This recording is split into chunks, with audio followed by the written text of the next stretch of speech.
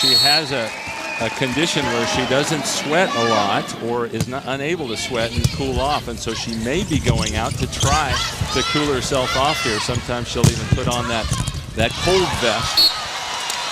And so this is a rare instance where they take out their WAC most valuable player to give her a bit of a rest. She probably needed it after getting into the stratosphere on into those last. Into the thinner air. Yeah. Up top, Kanani Danielson has dealt with this condition where she does not sweat very much. She doesn't release heat from her body. She's dealt with it her whole career, her whole life, and so coach says, I trust her to know how to handle her body, and sometimes she'll give the signal. We couldn't tell there if she gave a signal to came out. Really impressive what she's been able to accomplish. And of course, this is only her sophomore year. As we talked about at the start of the show, Coach Soji can't remember the last time his best all-around player was actually a sophomore, not an upperclassman.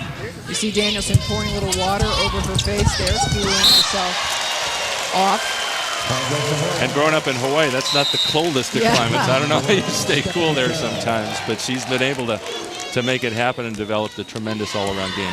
Yep, and it's a little bit cool in the gym today, so that may help her as well, but she's taking a little bit of a rest while Jamie Lee comes in to play defense. And again, New Mexico State having trouble controlling the surface. The same thing we've talked about, passing the ball too close to the net. And so Lily Wolf, number 5 for New Mexico State, unable to save that play. Once it's cut the play into the net, Kaufman can go after it for Hawaii. Through the block for New Mexico State, and that ends a 5-1 Hawaii run. New Mexico State certainly can't let Hawaii get anything. No, it's going to be tough to come back against a team that controls the ball this well. We saw a comeback just last night by New Mexico State. They were down 24-19 in the second set of their semifinal. Another bomb from the left side, that time by Stephanie Farrell. But we saw New Mexico State come back, and here comes back Danielson into the game. Even though she didn't rotate all the way to the front row, she has cooled off enough to get back in the game for Hawaii now.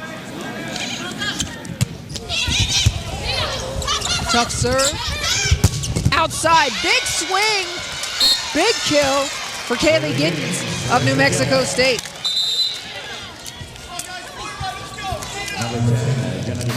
Watch number 4 there for Hawaii, Brittany Hewitt. She reached a little outside her body line instead of going straight up, straight over, and that's why she didn't block that ball. If she can get her hands a little more across the net, she racks up another point. Jenna DeVries, another service error for New Mexico State, number 6 for that team. Cubi-Otineru comes back with a service error of her own. And Hawaii can afford to serve a little tougher. New Mexico State, 8-point deficit in set 2. Hawaii won set 1 as well.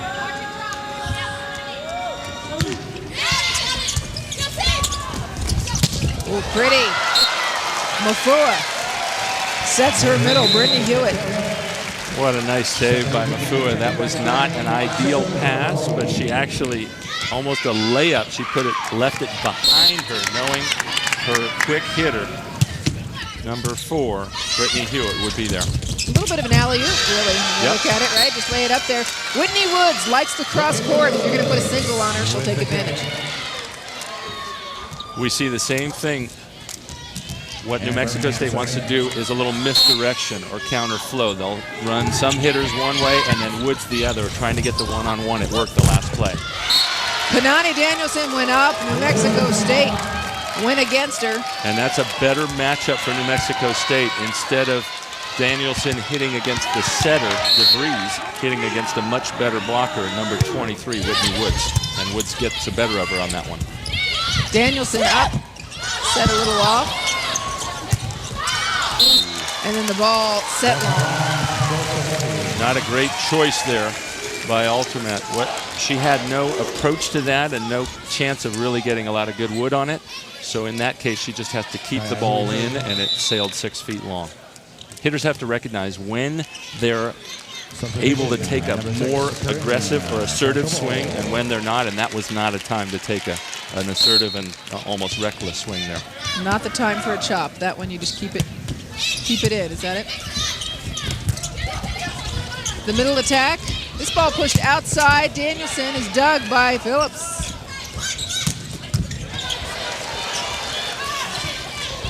Hawaii pushed outside. Danielson does a little change of pace.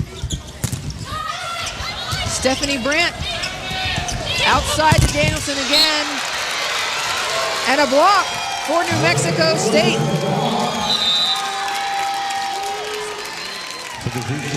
Coming up during intermission, we're going to talk some more about Penn State volleyball. Can they get their third title in a row? How difficult is it going to be for someone to unseat them? And of course, we'll talk about this match, highlights and stats.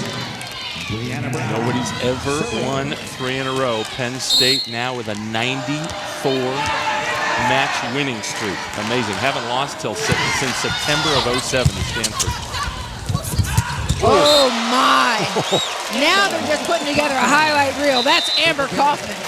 Wow, what a nice connection there. Look, she's got her head over the net on that play. That is awesome. And her shoulders.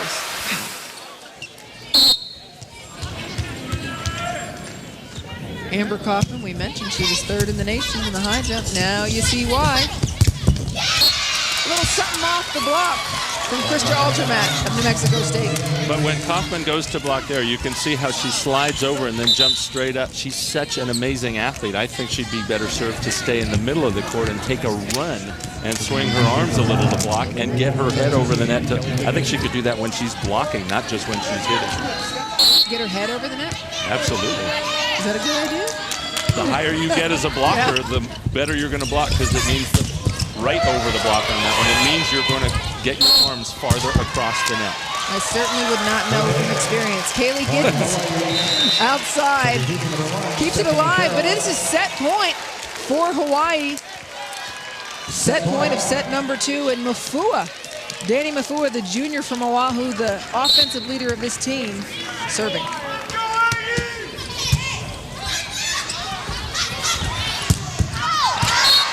That ball long, wide, no touch, and Hawaii takes set number 2 in the WAC Championship Tournament.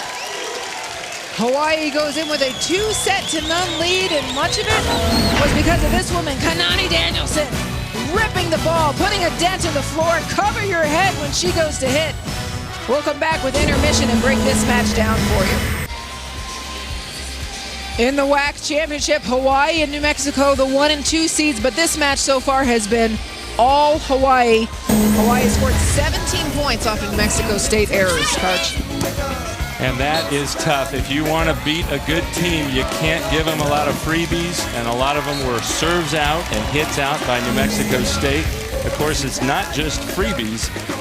UH is earning some spectacular points. Danielson crushing the ball down the line, and of course, Amber Kaufman elevating and hitting some absolute rockets across the net. Danielson hitting 353, Kaufman 667. Join us, set 3 will begin right after this break. Set 3 about to get underway. The Hawaii fans, well, they're number 1 in the nation in attendance, and certainly maybe number 1 in the nation in volleyball IQ. The fans know volleyball very well. Take a look at these numbers from sets 1 and 2, Karch. UH up to 408. The good news for New Mexico State is they were under 100 after set number 1, but have pulled it up to 224. The bad news is UH bumped it way up from 320 to 408. Again, remember that's kills minus all your errors divided by the total. And anytime a team is hitting 300 plus, and in fact this season, UH, the Hawaiian team, is hitting 324 as a group, so they're way above their average tonight. New Mexico State just above average, but New Mexico State is going to have to be a lot more than just above average to try to take down a very strong UH team. This woman, Whitney Woods, pulling her weight. She needed to be good for this team. She's hitting 500, 6 kills, 1 error. You can expect to see more of Woods in set 3. And again, New Mexico State starting with Woods just at left front. So she gets her trip across the front row. They feel like because she's hitting 500, they want to get her the ball a lot and try to score early. Little break there. Mafua missing just out of bounds. So neither team really changing their matchup or their starting servers much. Yep, we're going to stick with it. Woods having some success in that second set. Outside, Cubi-Otineru is a nice block by Woods. Yeah, you can see Woods reaching out to her right to take the line on that one. And now she gets the one-on-one and crushes it. She likes it. Whitney Woods, again, just hitting cross-court against Cubi-Otineru. And so that's where number 2, you see Amber Kaufman out of the picture on the ground there as a middle blocker. She's leaving and following the other middle hitter, and she might be better off just shading more toward Woods to try to slow her down. Oh, nice. Beautiful dig from DeVries. Kelsey Phillips, the libero, puts it over. Long and a hitting error from U8.